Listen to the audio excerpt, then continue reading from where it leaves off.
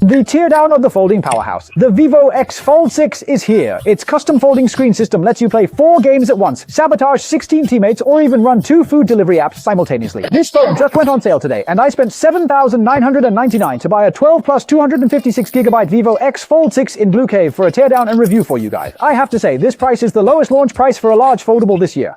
Right out of the box, you can see the crease. Well, it's flat before you fold it. Let's fold it 91 times to see how it holds up. Wow, the crease is actually not that noticeable. Comparing it to an Oppo Find N6 that's been used for 2 months, the crease really isn't that obvious. I measured it, and the phone is 5mm thick when unfolded. When folded with the original screen protector, it's 10mm. It's really thin, only about 1mm thicker than the N6.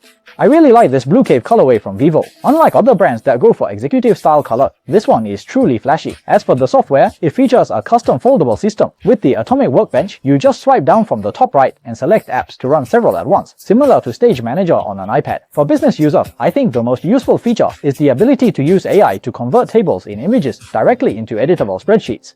The screen specifications for this X Fold 6 are quite high as well. The inner screen uses Samsung M14, and the outer screen uses BOE's latest Q11 light-emitting material. Let's compare them with the competitor's N6. Which one do you think looks brighter? We'll stop looking at the exterior features here. For only $7,999, how is the internal build quality of this year's cheapest large foldable phone? Let's get right to the teardown. After heating it for 2.5 minutes, use alcohol and a pry tool to open up the screen. You can see the phone's outer screen is truly very thin. My camera can't even focus on it. The Touch IC has been upgraded from the previous generation's Goodix to Synaptics S39 Ton-V, which is their flagship touch chip. Now let's continue by removing the back cover. The Blue Cave color back cover is made of glass, which is a nice touch. However, please note that the other colors of the X Fold 6 use a fiberglass back cover. Let's take a look at the overall internal structure of the phone. On a scale of 1 to 100, what score would you give it? Next, we remove all the screws and detach the motherboard. The wireless charging coil is the same 40-watt one that the Blue brand has always used. I measured it, and the wireless charger also has an ultra-thin design, coming in at only 0.22mm. Nowadays, to keep the phone thin, these foldable phones have their internal components compressed to be extremely thin. Now, after we remove the small metal cover, we can see that there is a rear-facing microphone. On the right side of the motherboard cover, there are 2 flashes, which can achieve 4 levels of brightness adjustment. Besides that, it also has an infrared emitter next to a laser focus module, and below that is an ambient light sensor. The integration of the motherboard cover is still very high. Now let's move on to the imaging section, which is the biggest upgrade for this Vivo. First, the main camera has been upgraded from the previous generation's 50-megapixel 1.95-inch Sony sensor to this 200-megapixel 1.4-inch Samsung HPIB sensor, providing a noticeable boost in resolution over the previous Fold 5. The telephoto lens has been upgraded to a Zeiss APO Super Telephoto, which also features SiPA 4.5 professional-grade image stabilization. This stabilization is primarily included to ensure even better performance when using a teleconverter.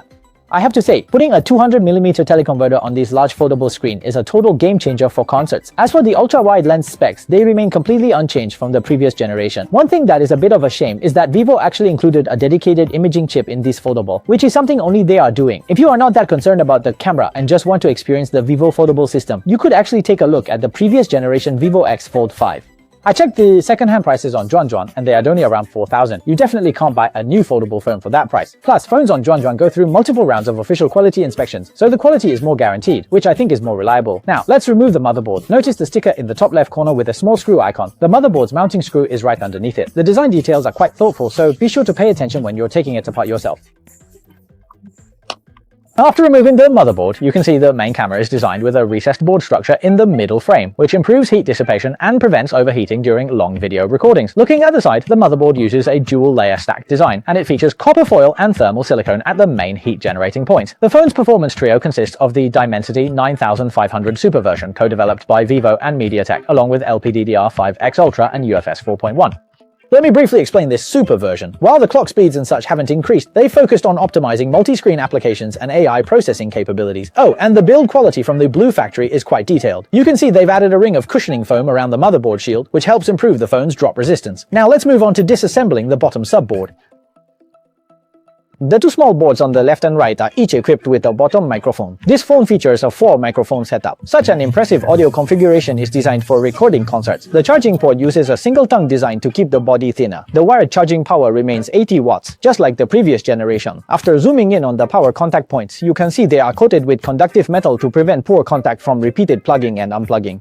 And the transfer rate has reached 10 gigabits per second for USB 3.2 Gen 2. Removing the bottom motor, this is the same ultra-thin custom 0815 specification X-axis linear motor as the previous generation. Moving on to the subboard in the top right corner, after removing the front camera, we can see that the front cameras for the inner and outer screens are completely They are exactly the same. Both are 20 megapixel and both have an ultra-thin design. These two can be swapped directly. The ribbon cable connectors on the top also have conductive protection. Removing the top speaker, you can see it is a 1612 specification with a full cavity design from Gore-Tex, also custom ultra-thin. Moving down, we peel off the waterproof film in the bottom right corner. This bottom speaker is also a 1612 with a full cavity design. So the 6 speakers on this generation of Xfold are a symmetrical dual speaker setup. The previous generation Xfold 5, however, was asymmetrical. Now let's compare its sound quality with the competitor's Oppo Find N6.